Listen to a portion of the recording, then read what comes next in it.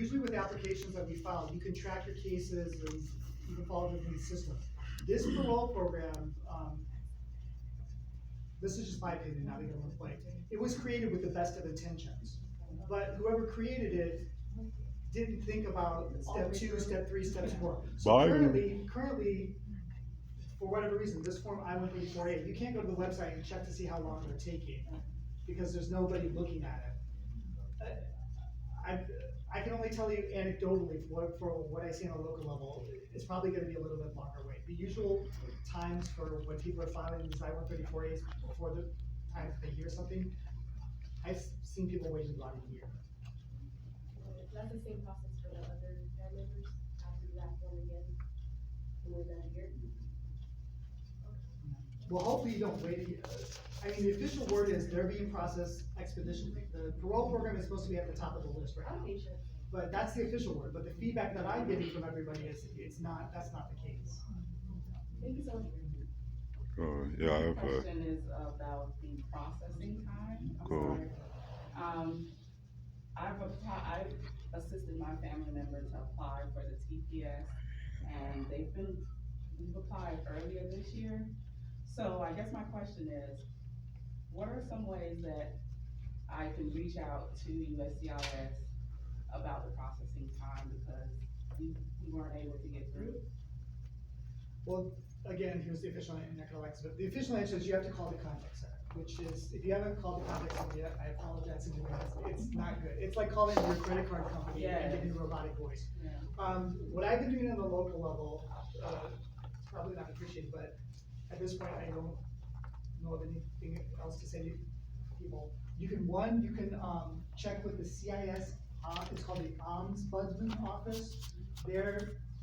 Even though it says USCIS Ombudsman, they're not us. They're an independent agency that you can contact for case updates, so they can, kind of, I guess the word is poke the bear, so they can come and they can poke us. If they can help you, reach out to your local congressman, Marco Rubio, Diaz Ballard. It doesn't have to be a senator, it can be a House of Representatives, but they're very good. What happens when you reach out to a congressman is they have congressional staffers, and those staffers initiate inquiries. We have a whole special department just related to dealing with congressional inquiries, so that's another avenue.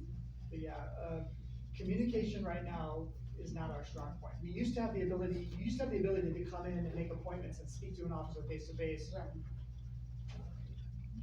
The last administration got rid of that, and it hasn't been reestablished yet. So yeah, right now, I would say your best bet, if you can't get an answer from us, the 800 line, do the ombudsman, do your congressperson. And the long wait for the congressman, probably, what, this is long?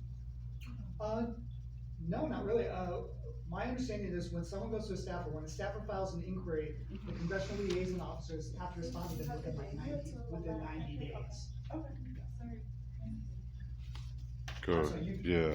Yeah, I have a question. Well, first of all, thank you for coming here, taking our questions, and being very transparent about everything. No, but I'm begging you, do not put this on the internet. Some of the answers I've given you. All right. I forget sometimes we're on cameras all the time. Yeah. So now it's called the Temporary Protective Status Program, but from the way you described it through the slides and the way I understand it is that it's more of an indefinite stay program because they keep on making these extensions. And then I'll ask a question about that later. One of the reasons you said why there is so many people, an extraordinary amount of people coming from Haiti into the United States of America, particularly Florida. One of the reasons you briefly mentioned was the earthquake, and that was well over 10 years ago. And I would challenge you to show me one Haitian person that's an amputee victim or has suffered a complicated fracture from the earthquake. Because if that was the case, they wouldn't be given work authorization because they'd already be injured from the earthquake, and they'd be in need of things like wheelchairs and equipment like that. I've seen much footage from people in Haiti and across the Black world, not just Haiti alone, even in Jamaica, which is very developed country, and people over there don't even have wheelchairs. They're just crawling around on their hands and feet. So it's not. It's to say it's temporary protective status. It's disingenuous, and it's insincere. It seems Well, more this of a is- money this is an grab area program. I can't really comment or argue with it, it's above my pay grade. I All right. don't make policy, so if you have problems with policy, again, you need to be talking to your congress people and you need to be talking to representatives in DC. Yeah, I don't know, make and the- there, I can yeah. only explain the process, I don't make those decisions, so. All right, and then one question I have connect to that with the extensions that you talked about that go on year after year. At what point are the extensions exhausted and they say, okay, that's it, we can't just keep on indefinitely making all these extensions? And That again goes back to, so that would be determined by whatever administration was in power at the time. So TPS has been discontinued for some countries, again, with the No, previous yeah, but administration, for Haiti. They ended Haiti. It's just that the new administration that came in reversed that ending and redesignated it. So it all depends on who's in power at the time. all right, and now you mentioned these people need to prove that they're in the country on or before November 6th of 2022. How are people able to prove that they were in the country on November 6th, 2022, when there's so many people that are arriving through unconventional means? They're not coming through the airport with boarding passes, visas, and passports, stuff that me and you would have to do.